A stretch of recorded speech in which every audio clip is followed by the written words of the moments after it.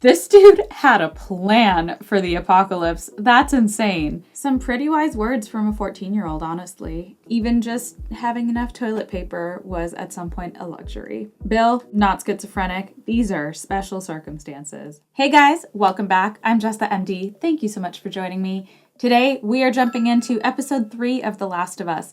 If you haven't seen the first 2 reactions, go ahead and click onto those if you're interested. If you've already watched them, then let's just get right into it.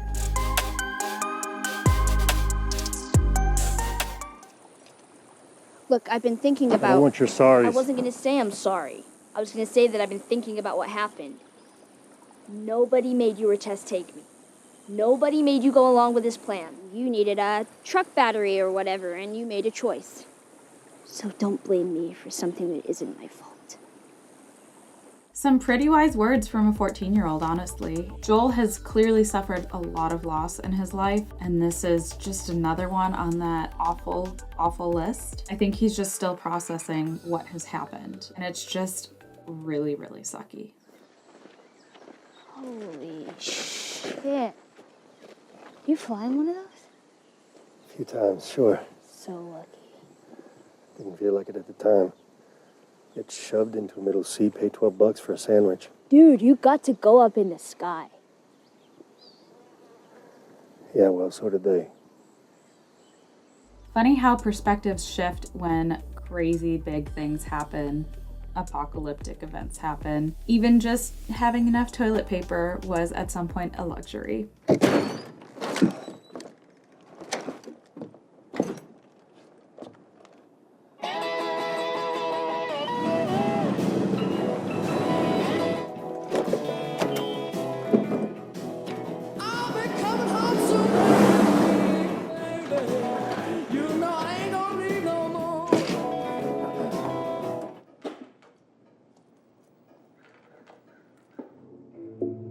Keep coming.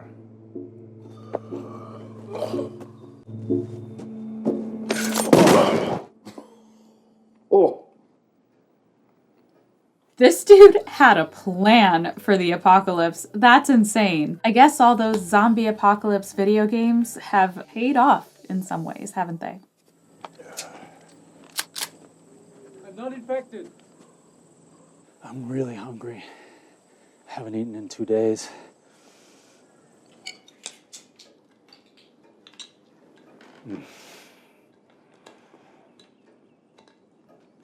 What the f? Everything tastes good when you're starving. Yeah, but not like this. My God. A man who knows to pair rabbit with a Beaujolais. I know I don't seem like the type. No, you do. So with this guy living alone, managing completely in isolation, I'm still wondering, how is he growing food? This fungus does move through the ground. It does spread out. How is it not getting animals? How is it not getting all of the produce? If it infected food like flour or sugar or something, I would imagine that it would be infecting other food that's growing in the ground. So plot hole, or is there an explanation for this? Leave a comment down below if you know. Thank you. You're welcome. So I guess I'll be going then. But first, I've been staring at this the whole time. Is it antique? 1948. Wow. These Tales of Hoffman. Yuck. These aren't yours. My mother's. Could you not? This is you. No one at my side. No, sorry. No, thank you. Sorry. Not this song. Not this song. Well, Ooh, I'm sensing some trauma related to the piano, that song, maybe something with his mom. I feel like this guy is very quietly longing for companionship. It kind of just emanates from him in a way, and this new guy, Frank, seems to really understand that in a very subtext level. Love will abide. Take things in stride. And I think I'm gonna love you for a long, long time. Well, that was beautiful and also really makes me miss playing piano and singing. And I'm fixing up some of the shops. Whoa. Not the stupid ones, just the wine shop and the furniture store. Are we hosting formal garden parties now? No. But we are going to have friends. Excuse me? We're going to make friends. And we will invite them to visit. We don't have friends, Frank. We will never have friends because there are no friends to be had. I've actually been talking to a nice woman on the radio. You what? Well, this really is just, it's amazing. Right? I'm the same way. Oh, you're a paranoid schizophrenic too? I'm not schizophrenic. We've talked about schizophrenia before on this channel, so I won't go really deep into it. We know schizophrenia is a very serious mental health disorder. Bill, not schizophrenic, just very on edge because there's this crazy pandemic that's turning people into zombies. So I totally get it. The longing for companionship, the longing for friends, that is completely normal. That is human behavior. People are not meant to be alone. And we know this because even during the COVID pandemic, when people were sheltering in place, when they were isolated, people's mental health really, really declined. And so it is completely normal. It is wonderful, actually, to continue to want to have that human interaction and enjoy the company of other people. Oh. I traded Joel and Tess one of your guns for a packet of seeds.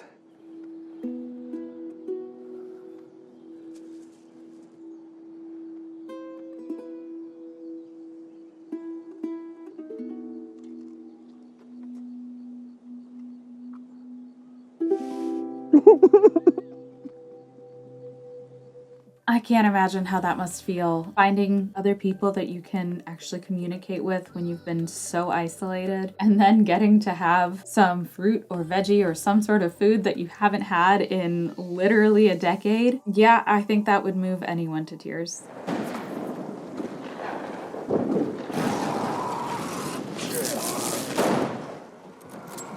Bill! Get inside!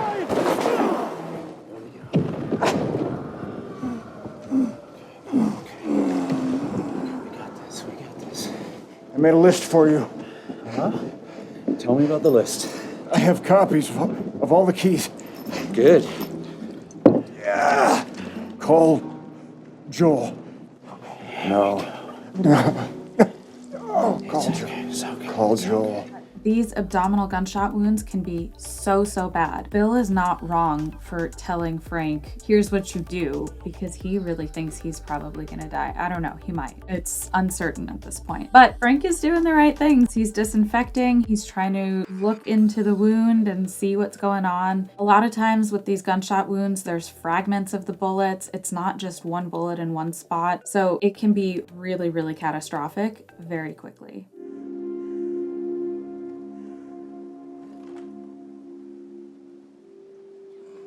Did you take your pills? Oh, no.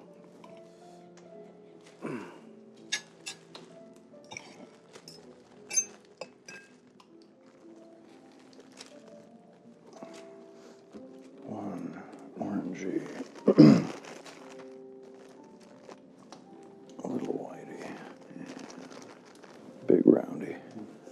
As probably all of you are wondering, I too am wondering what illness he has. My guess is maybe something like Parkinson's, some kind of neurological disorder that is progressive and slow and happens more as people get older. I'm also wondering where he got the pills from and what the pills are exactly for. Also, what diagnostics do they have to figure out what's going on with him? There's so many questions. Bill, I'm not fighting about it. Back in I bed. promise you I'm going to stay up. Why? Because this is my last day. What if we find a doctor? What if someone shows up who can help? There wasn't anything to cure this before the world fell apart. I've made up my mind. Just give me one more good day. Take me to the boutique, and we'll get married. And you'll cook a delicious dinner. Then you will crush all of these up, put them in my wine. I will drink it. Then you will take me by my hand, bring me to our bed, and I will fall asleep in your arms.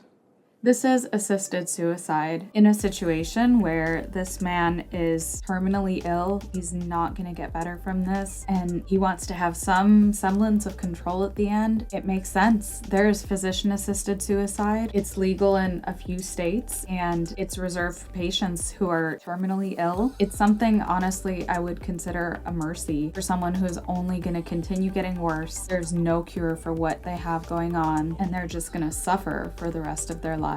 It's a tough subject, but it's a subject that we have to talk about.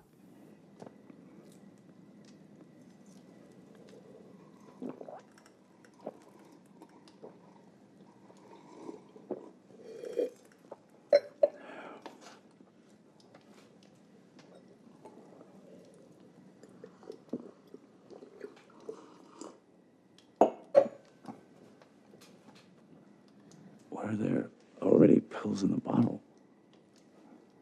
Enough to kill a horse. I'm old. I'm satisfied. And you were my purpose. I do not support this. But from an objective point of view, it's incredibly romantic. These are two people who have grown old together and feel like they're done with living. I mean, these are special circumstances. I keep saying post-apocalyptic. If Bill ends up alone, that is not going to help his mental health. He discovered his purpose. He was with Frank, and this isn't someone that's in crisis. I can't say that I agree with him because I think there could be some greater purpose and some more things that he could do, but I definitely understand why he's doing that the way he is.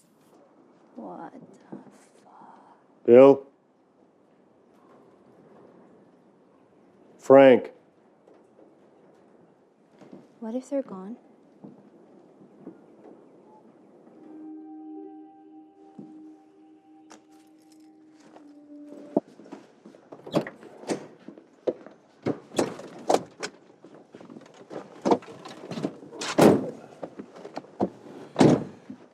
What a beautiful arc of two complete strangers meeting, falling in love, living together in the apocalypse, dying together in the apocalypse. Wow, this was a good one. I enjoyed it. Let me know down below in the comments if you enjoyed this episode. Leave a like, subscribe to the channel. It really helps the girl out. I will continue watching this series, so please stick around. Thank you so much for joining me. I'm Jess the MD. I really enjoyed spending time with you. I hope you enjoyed spending time with me, and I will see you in the very next one. Bye.